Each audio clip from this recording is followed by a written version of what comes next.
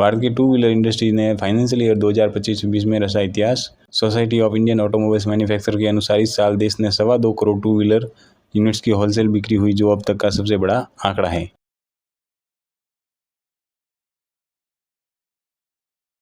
नमस्कार दोस्तों, भारत की टू व्हीलर इंडस्ट्री ने फाइनेंशियल ईयर 2025-26 में एक नया रिकॉर्ड बना दिया है।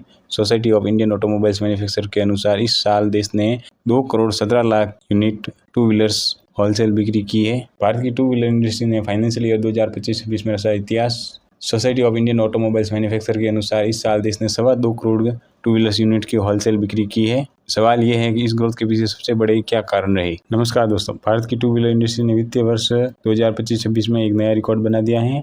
Society of Indian automobiles manufacturer के अनुसार इस साल देश ने 2.25 करोड़ टू व्हीलर यूनिट्स की होलसेल बिक्री हुई है, जो अब तक का सबसे बड़ा आंकड़ा है। यह पिछले साल के मुकाबले 10.7% की शानदार ग्रोथ है।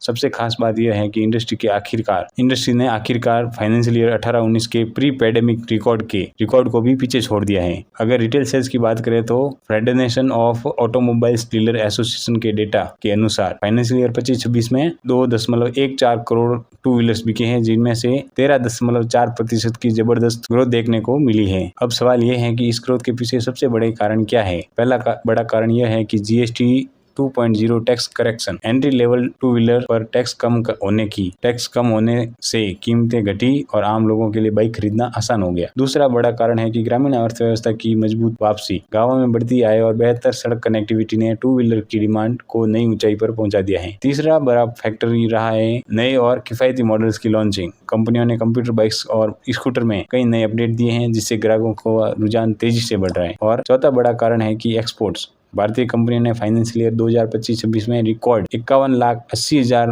टू व्हीलर विदेशों में भेजे, जो पिछले साल से 23.4% ज्यादा है। अब हम बात करते हैं टॉप कंपनियों की। तो टू व्हीलर में सबसे ज्यादा टू व्हीलर सेल किए हैं हीरो मोटोकॉर्प ने। इसने सबसे ज्यादा सेल्स किया है 60,80,000 यूनिट्स की, और इसका मार्केट शेयर है 28.4% मार्केट शेयर रखकर यह नंबर 1 पर बना हुआ है। सेकंड पोजीशन पर है होंडा टू व्हीलर्स। इसने 53,60,000 यूनिट्स के साथ में ये दूसरे स्थान हासिल किया है।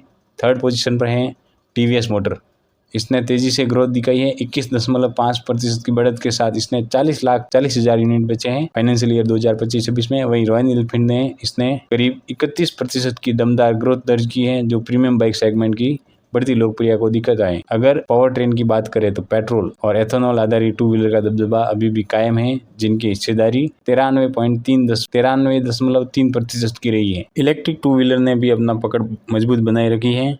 फाइनेंशियल ईयर 2025-26 में करीब 14 lakh electric two wheeler register हुए हैं, जो कुल बाजार का 6.54% हिस्सा है। एथर एनर्जी ने 82% से ज्यादा की ग्रोथ दिखाई है, जबकि ओला इलेक्ट्रिक की बिक्री 52% की गिरावट दर्ज हुई है। कुल मिलाकर फाइनेंशियल ईयर 2025-26 में भारत की टू व्हीलर इंडस्ट्री के लिए ऐतिहासिक साल साबित हुआ है। मजबूत ग्रामीण मांग, बेहतर प्रोडक्ट्स और टैक्स राहत, एक्सपोर्ट ग्रोथ ने इंडस्ट्री को भी नई ऊंचाइयों तक पहुंचा दिया है। अब देखना दिलचस्प होगा कि आने वाले वर्षों में ईवी सेगमेंट और प्रीमियम मोटरसाइकिल बाजार कितनी तेजी से आगे बढ़ती है। ऐसे ही ऑटो इंडस्ट्री की लेटेस्ट अपडेट के लिए हमसे जुड़े रहिए। धन्यवाद। कमेंट में जरूर बताना कि आपको कौन सी कंपनी की बाइक पसंद है, और वीडियो अच्छा लगे तो लाइक करो, शेयर करो और चैनल को सब्सक्राइब जरूर करो।